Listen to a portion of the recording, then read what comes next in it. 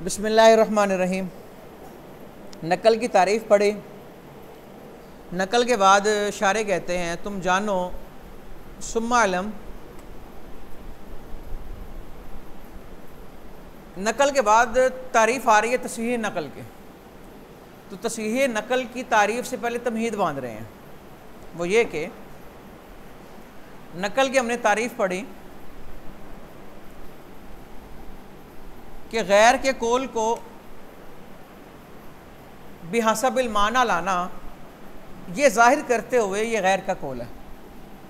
अब जब एक आदमी मुनाजिरैन में से एक शख्स जो है वो एक इबारत लाएगा, नकल करेगा किसी के कौल को, हो सकता है जो दूसरा फरीक है उसे उस कौल का इल्म ना हो, वो फिर उसकी सेहत का मुतालबा करे, भी साबित करो कहाँ लिखा।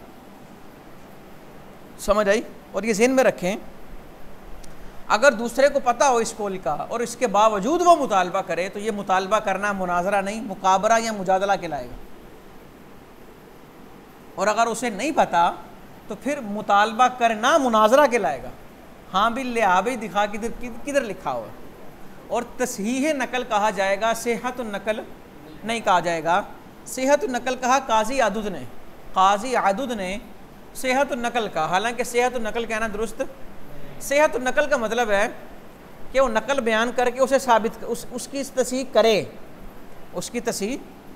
करे, वो बयान करे नकल और साथ खुद ही उसको बग़ैर मुतालबे के उसका हवाला दे, बग़ैर मुतालबे के। हालांकि हवाला तब दिया जाएगा जब मुतालबा होगा। जब क्या होगा?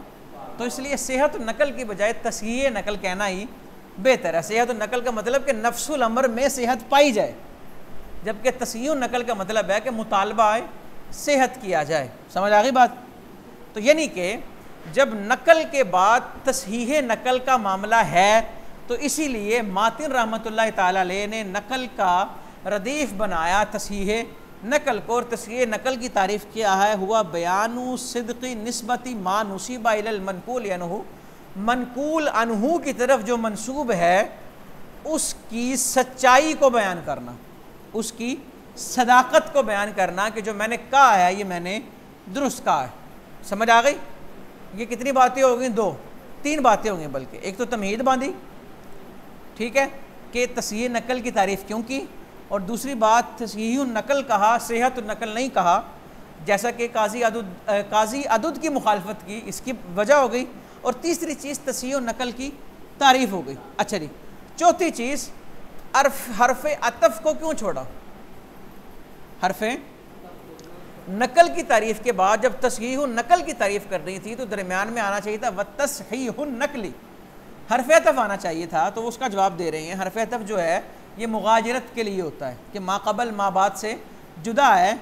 तो हालांकि जो तस्हीह नकल है ये मुतअल्लिक़ात नकल में से है तो ये माक़बल का ही हिस्सा है, इसलिए हरफ अतफ को यहाँ नहीं लाए। ये 4-5 बातें हो गई। समझ आ गई? आसान सी बात है।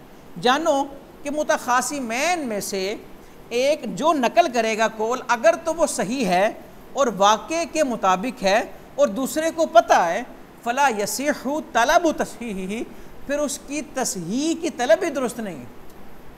समझ आई? फिर उसकी तस्हीह की तलब ही, क्योंकि हमें माल इल्म बिज़ालिका ये बात मालूम है कि लव तलब तस्हीहहु, अगर इस सूरत में वो उसकी तस्हीह को तलब करेगा तो वो मुनाजिर नहीं होगा, वो मुकाबिर होगा, यहाँ मुजादिल होगा। और अगर उसे उसकी मालूमात नहीं है, ला बुद्द लहू मिन तलब तस्हीही, फिर तस्हीह की तलब ज़रूरी है। अगर वो तस्हीह का मुतालबा नहीं करता तो फिर मुनाजिर नहीं होगा। समझ आई?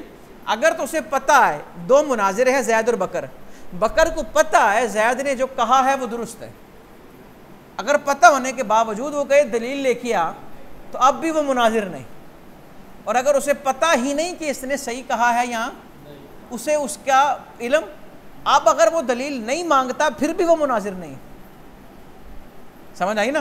तो ये कितना बारीक मामला है।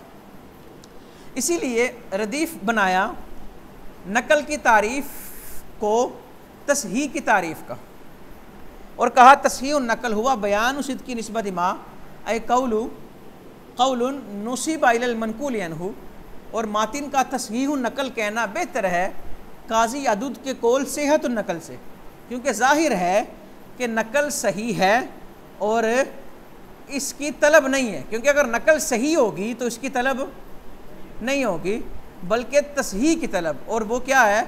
ज़ाहिर करना कि जो नाकिल ने मंसूब किया है मनकूल अनहू की तरफ, मंसूब होने फ़ी नफ्सिल अमरी, वो नफ्सुल अमर में मंसूब है। बात इसी तरह है। फ़फ़हम, इस बात को बड़े गौर से समझ लो। और वह तरकल अतफ़ा, हरफ अतफ़ को तर्क किया, लेन तस्हीहा मिन मुतअल्लिक़ात नक़ली, क्योंकि जो तस्हीह है ये मुतअल्लिक़ात नकल से है।